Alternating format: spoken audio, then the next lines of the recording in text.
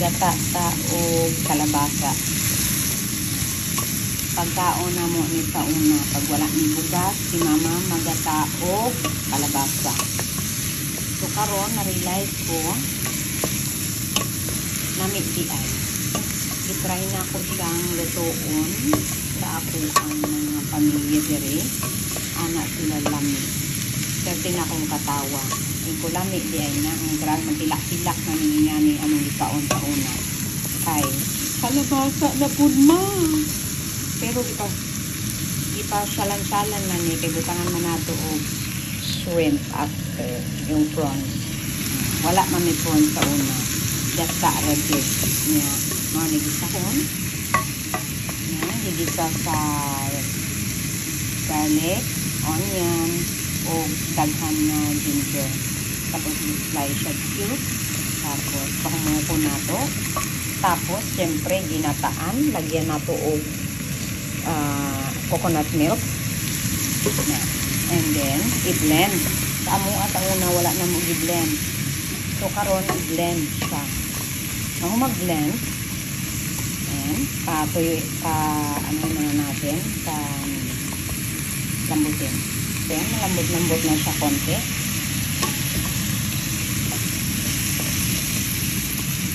Takpan natin. Hintayin natin lumambot.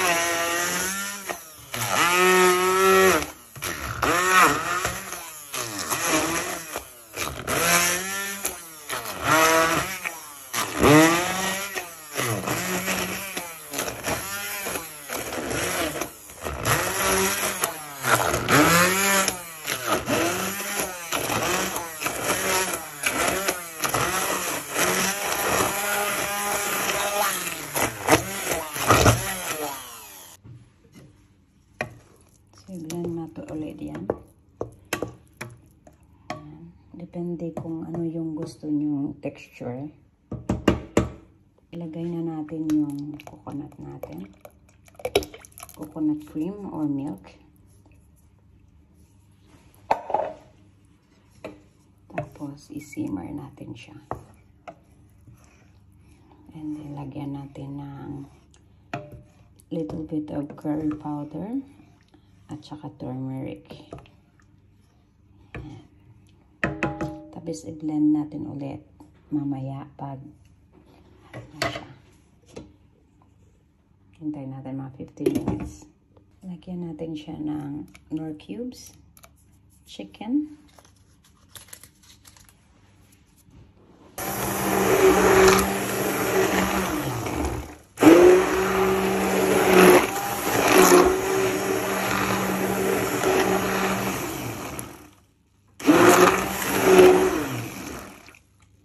ng pepper.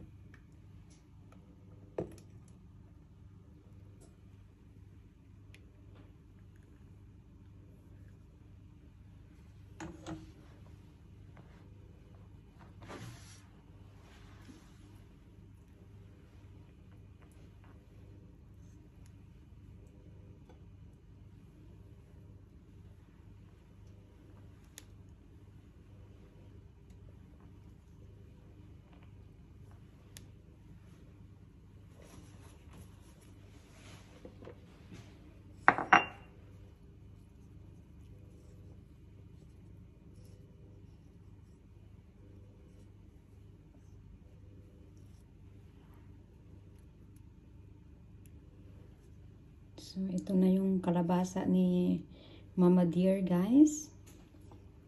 Yung aking mahiwagang mama. Recipe niya po ito without shrimp lang. Ayan na. How pretty is this? Ready to serve.